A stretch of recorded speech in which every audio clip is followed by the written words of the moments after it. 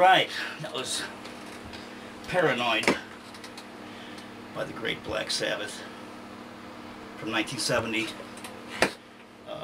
42 years ago in September. I'm doing today, I'm John Falstrom, author of EADG 4. It's March 1st, 2012, and I'm in here back at my studio at Melody Mart in Homewood, Illinois. Homewood is 35 minutes south of the Loop and the Great Soldier Field. What I'm going to do today is analyze a song, and it's going to be Paranoid. It's a classic Paranoid, written by the great Tony Iommi and Black Sabbath guys. Geezer Butler, of course, wrote the lyrics. And I'm going to break it down. Okay, this song, Paranoid, is in the key E minor. Now, E minor, it's got one sharp. First thing you want to think about is one sharp. Key of E minor is the E minor scale. E natural minor scale. There she is right there on one part of the bass only. There's your E, F sharp, G, A, B, C, D, and E. So this song has one sharp, F sharp, right here. You can use this one, that one, F sharp. Now if you're a beginner or intermediate, hang on for the ride. You can probably learn something. It's pretty advanced, and all you advanced players, go to your gigs. Anyways, E minor has one sharp, F sharp, so we need to know F sharp, and I'll show you what's going on. First chord is E minor in this song. It's an E minor chord, so you want to know the notes in E minor, which are E, G, and B.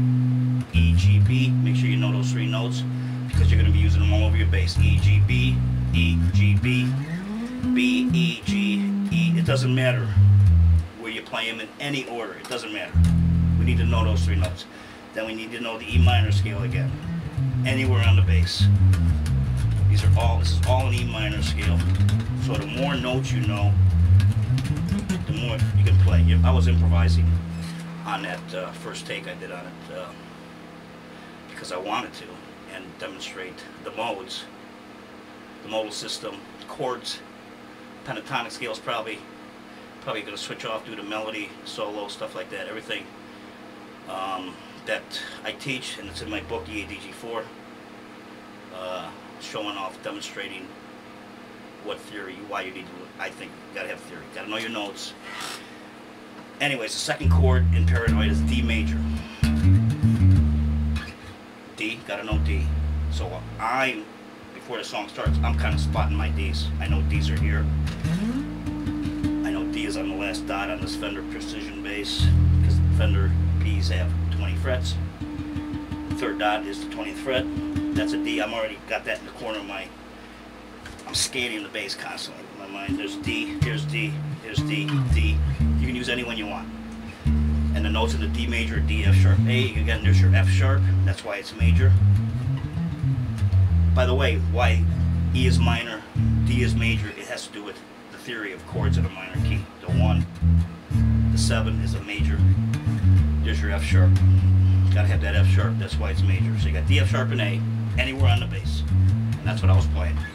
So your two chords are E minor, D major, and then you got this little quick chord, G, right here, which is here in the minor scale. G is in the scale. It's the flat 3, or the third note in the scale. Remember, again, if you don't know this, you need to. G, B, D. It's a major chord. G, B, D. G, B, D.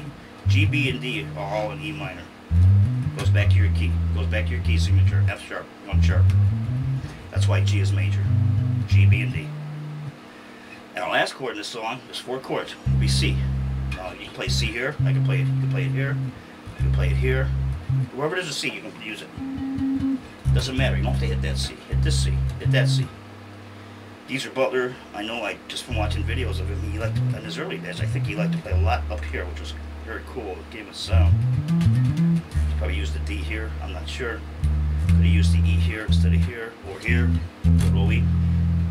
Geezer's a god, so it doesn't matter. He can play wherever he wants.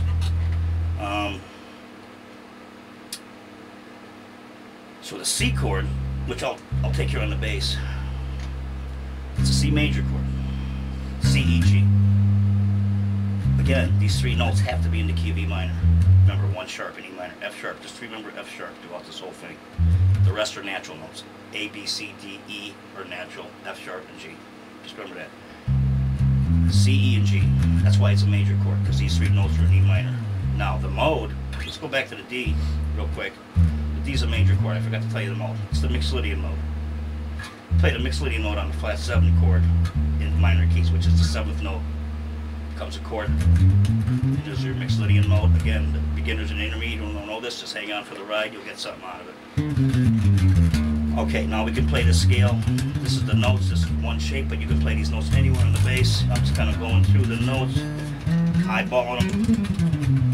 This is all the Mixolydian mode. Same notes.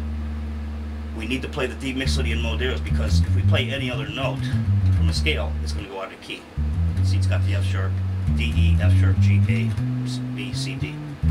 Go down to C, C major chord. Here's the C Lydian mode. Lydian, L-Y-D-I-A-N. C Lydian. It's always played on the 6th note of the minor scale. It becomes a chord. C, D, E, and there you go. There's your sharp 4. Here's the Lydian mode. It's like a major scale, but it's got this C. See that right there? That's a sharp 4. Here's a perfect 4th. You need to sharp that to stay in our key. That's an F sharp. That's why we have key signatures. F sharp. Gotta have that F sharp.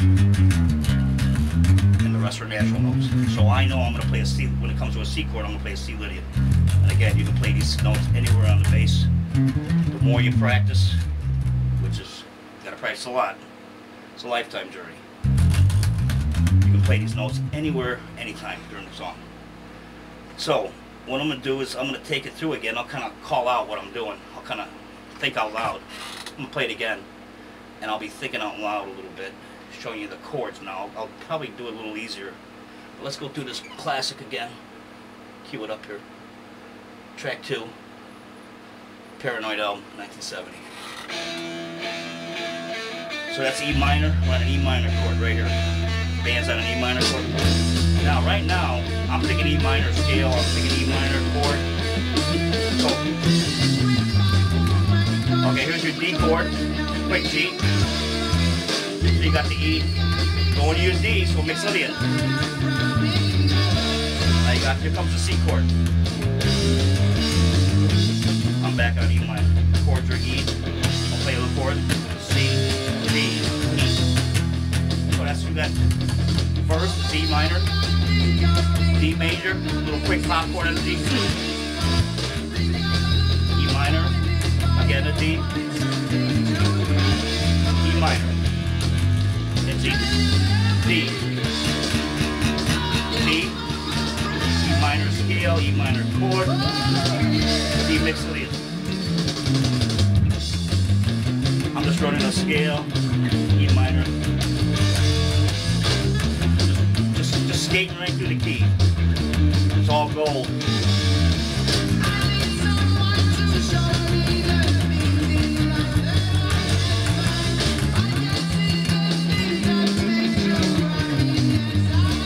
Same chord, E minor. Little solo, stay on the E minor scale if you want. That's called horizontal playing. I'm just playing, actually I can play any mode D.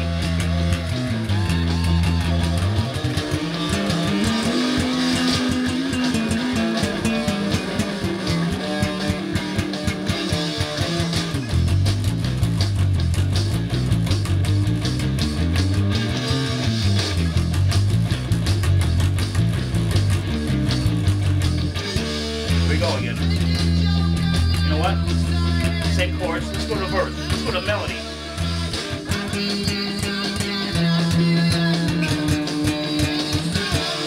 Chords. E minor. There's a 5 chord.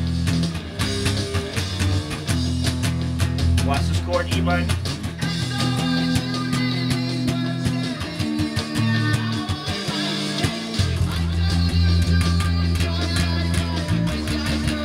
Same chord, D minor.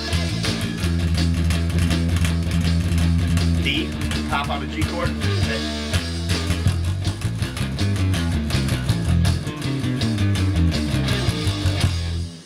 All right, now this is stuff that you want to evolve into. I know the original bass line on the song, of course. I think it should be mandatory for every bass player who plays rock and roll. These are just lays it down thick and heavy, perfect. And it's got that classic. I know everyone's heard that. Most everyone. Going there. And he's got the classic root fifth thing coming up from the C, from the D, back to E. Classic. Been with me for 42 years. That song. And then a little melody popping up here. You want to learn the melody. Last thing I want to talk about is know your pentatonic scales too. The E, if you, instead of playing an E minor scale, use the E minor pentatonic. Here it is right here. Again, if you don't know it, get to figure it out. Today's session is analyzing songs, how you view a song. Not just Paranoid, but every song you ever play. It's the same thing. There's a reason for everything. If you don't know theory, again, this is what I really worked on for the last. Realized theory was huge way back, like 30-some years ago, and I've been still learning. And EADG 4, I wrote that for when I started teaching. Again, pretty long time ago, and I needed theory. I wanted theory too to show good students. And myself, and even any student, that this is what's going on. If you don't want to learn it, fine. If you do, definitely do it. Again, it's March 1st, 2012. John Falstrom. And till next time, this is Analyzing Songs. Start doing it. See ya.